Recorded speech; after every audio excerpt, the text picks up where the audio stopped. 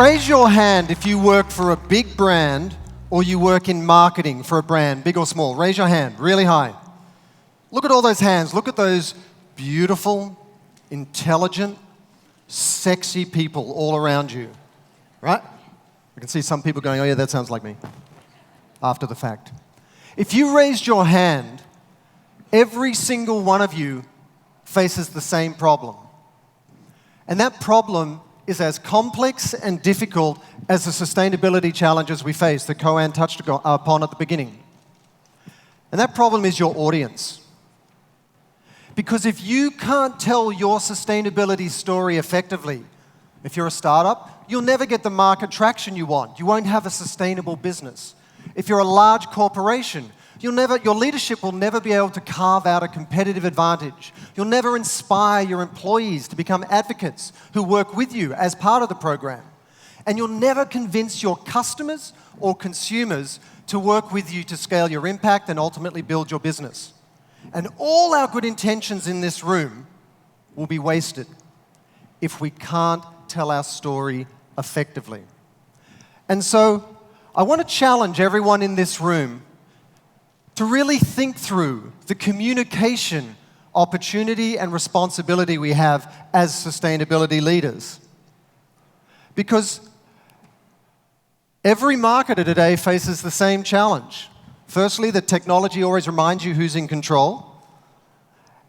But every one of our audience out there today, every consumer out there, they're media savvy, they're always on, and they're fully informed of the challenges we face, like climate change and so on. And they're looking at you and they're saying, are you part of the problem or are you part of the solution? And so let's look at the landscape that the consumer, your audience, is living in today. There's three major changes. The first is culture has shifted. Every single one of them, thanks to the web, social media, and smartphones, is acutely aware that we face climate change, we face loss of biodiversity, there's income inequality, there's gender inequality. At the same time, that audience is growing up with intuitive technology. I have two daughters, they're 16 and 12. I've forgotten what the color of their eyes are because they're like this all the time. Hey, Dad, how you doing? Yeah, and there's big data, there's wearables, there's the internet of everything. That is all compounding the complexity of the marketing landscape. And then finally, you've got demographic shifts. You've got millennials and Gen Z who don't want to inherit their parents' past. They want to build their own future. Any one of those three shifts is completely overwhelming as a marketer. Together, it's incredibly daunting. And so, I want to add another layer of complexity because I haven't brought you down enough. There's one more layer of complexity, which is, given the power of all this information technology, there's a real temptation right now in advertising agencies, PR firms, and beyond to back out of the data, to sit there and go, how do we collect all this data and extract meaningful insights that can inform our marketing, right? But I think it's the tail wagging the dog. Because the last time I checked, we are all 100% qualified to be human. And we are still human beings sitting around a campfire telling stories. And when we lose sight of that, when we look to the Internet of Things, and we look to social media, and we look to mobile as the way to frame our marketing, we rob ourselves of that connective tissue between people that will actually motivate them to change their thinking and behavior to do something. And so, story transcends technology. And your challenge in this room is you have to define a sustainability story that's worth telling, so it's worth sharing. And only then, if you share it well, will you unlock the true power of social media, which is to amplify your message. But it starts with that human connection. And your consumers are willing to pay you for it. As we see from Nielsen here, according to Nielsen, you'll see that consumers are willing to pay more in Latin America, up to 63% by 2014, up from 2011, for products that have a sustainability profile. And according to another Nielsen study, you see the global average up 10 points since 2011, up to 55% of consumers who are willing to pay extra for products and services that have a social or environmental benefit. So here's the fundamental shift that's going on in your consumer's mind. They used to see, like many people, even academics, there were these wholly sort of codependent but arguably separate areas between society and business and the planet. And now they've come together. And it doesn't just work in an outbound sense. It's not just business is a subset of society, which is a subset of the planet. Society is looking back in at business and saying, what are you doing? Because that's having a direct impact on the planet on which we depend. So this major reframing in their mind is shifting the way that we need to respond as marketers. So I'm going to take you through 3 key points that I think are absolutely critical if you want to be an effective sustainability storyteller. And at the end of each point, I'm going to ask you one question. Just one question. I'd love you to take the pen from the person next to you or take out your phone and just jot down the answer to one question 3 times. If you get these 3 things right, you will be in line with what the smartest marketers in the world are doing, because these are the questions they're answering for themselves. So, firstly, when you look at social storytelling, when you want to engage all your stakeholders around your message, the first thing you have to do is define a single human attribute that you want to own. We see Unilever with sustainable living. You've got Starbucks with shared planet. IBM with Smarter Planet. You've got Chipotle, food with integrity. Each one of them have chosen, they're complex businesses, global footprints, supply chains, all the other things that complicate marketing, but they've distilled it down to one fundamental human property that is at once universal and personal. Secondly, you've got to share your mission and values. Whole Foods, this grocery store chain in the US, great example. They not only have their mission and values on their website, and informing their products on their website, they've also got a manifesto in the form of a book, Conscious Capitalism. They've got a larger movement where they train other brands to do the same. So they are really bringing their values to life outside the walls of the company. And then thirdly, you have to be specific. These are just 6 of the thousands of companies now wading into the sustainability space. It's not enough to say you are sustainable. The same way that 10 years ago it might have been enough to say that you're a green company, but then suddenly everyone said they're green and everyone started selling their products in Hessian sacks, those Hessian bags, and it was like, oh my God, it's organic. It became meaningless. So you have to be very, very specific and defined. And the point of doing all of this is that simplicity is not dumbing it down. That simplicity is compressed complexity. It allows you to speak at a universal level and at a local level. It allows you to speak at a personal level. It allows you to incorporate your supply chain, your employees, your customers, consumers out there, your partners. So that simplicity is compressed complexity. And there's a gold rush going on right now. All these brands that are carving out this real estate in the mindset of people in this new, positive, purposeful, sustainable landscape, as opposed to the self-interested, profit-only one that drove the marketing business for so long. And it's not a pretty process. If you look at Unilever, one of the great leaders out there in the sustainability space, they had to back into this simplicity. So they had their different product brands over here, Lifebuoy and Dove and Axe, that were brought together through the Project Sunlight platform, which aggregated all the different things they independently do across their different product brands. They aggregated them as acts of sunlight. There you see 6 million acts of sunlight. That was all in the service of creating a brighter future so that we can actually live sustainably, sustainable living. So there's this tiered structure. They had to back it. All of us, from a marketing point of view, not just a business point of view, it's like we're changing out the engine of a car as we're hurtling down the highway. And that's what we have to do. And the end result should be a fully integrated, seamless experience of the brand. Here you see Marks & Spencer from London, where on their website you can see their sustainability goals, their employee works. You can see, plan A because there is no plan B. You see it in the signage in front of their corporate HQ. So it's alive internally, and then it's equally alive externally. The T-shirts that the sales staff wear in the stores, the electric trucks, the advertising on the shops, they're advertising for their products and their campaigns. Every single touch point with the brand is reinforcing the same message, ringing that same bell over and over again. Why? Because that compressed complexity, that simplicity empowers other people to use their own channels to amplify it. That's when you unlock the power of social technologies.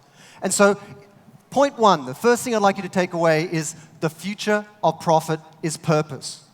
Millennials, Gen Z, they want you to make a difference in the world and they will reward you for it. And so it's not a nice to have, an add-on. It's not something you silo out in sustainability, philanthropy, cause marketing. It's about bringing those very efforts to life as expressions of the core values of your brand.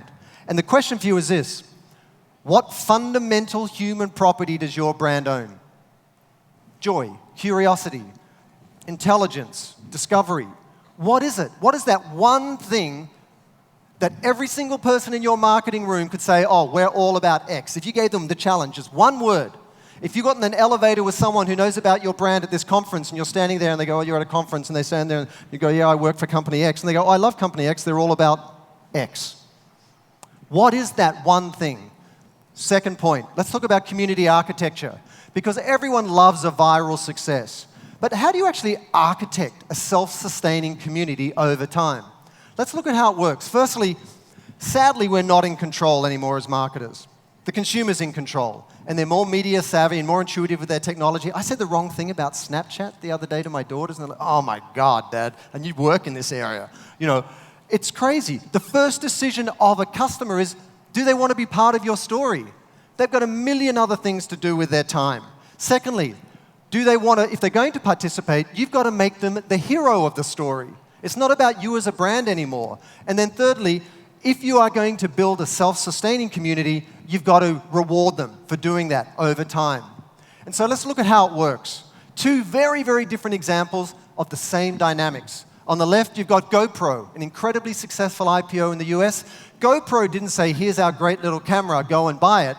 They gave it to all these people with a death wish and said, film what you're doing, and everyone wanted to share that information.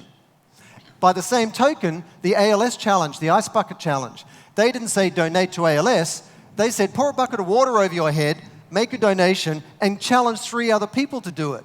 They put the power of change, the power of impact, the responsibility of sharing that story in the consumer's hands. Same dynamics, 2 very different brands. Secondly, you've got to empower your consumers to co-author, to co-own, to co-create your story. And so you see Patagonia on your left there with their Stories We Wear campaign, where they had this insight where they said, a jacket isn't just a jacket, it's emotional fabric that was invested with that emotion when you went down a river, when you went over a waterfall, and they got their customers to tell those stories. And then you've got UPS over here on the right, which gave you another opportunity to co-author by saying all they did was they reached out on their website, their new sustainability platform is committed to more. They reached out and said, answer these 8 questions and we'll make a donation on your behalf to a cause you care about. Another opportunity of co-authorship. And then thirdly, celebrate your customers. The P&G campaign, Thank You Mum, for the Olympics. So powerful because it put mums on a pedestal.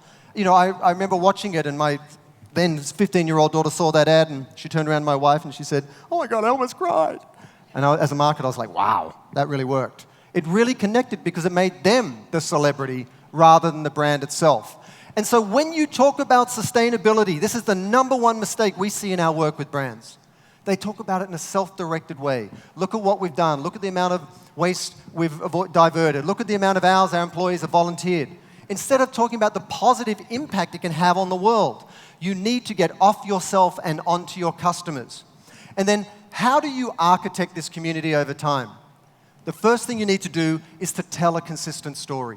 It needs to be a story that lives over 3 to 5 years. Secondly, every tactic you do, every effort, every new product launch, every marketing campaign, every direct mail piece, whatever it is, needs to be an installment in that same storyline. It needs to be like a chapter in that story or a vertebrae in the spine of the story, as we saw with Marks and Spencer. And then rather than sort of do an effort in a tactical way and then walk away once you've done that, you need to reward your customers for engaging over that period of time. So engage, upgrade that engagement, and then reward them for doing so. So even if you only take 30% of your community with you, every one of those tactics is taking and building and aggregating your community, rather than simply just saying each one's isolated. And when you put those 3 together, you can see how powerful it can be. I mean, and it's challenging. Let me ask you, who here has a husband, wife, boyfriend, girlfriend, significant other? Raise your hand. Raise your hand, okay? Who here's got 2? 5? No. 5? We all know how hard it is to maintain one relationship. But every single one of us in this room has dozens, thousands of relationships to maintain. We have to scale intimacy as marketers now, and it's very, very challenging. So the chief takeaway I'd like you to have on the second point is You must be the chief celebrant of your customer community, not its celebrity.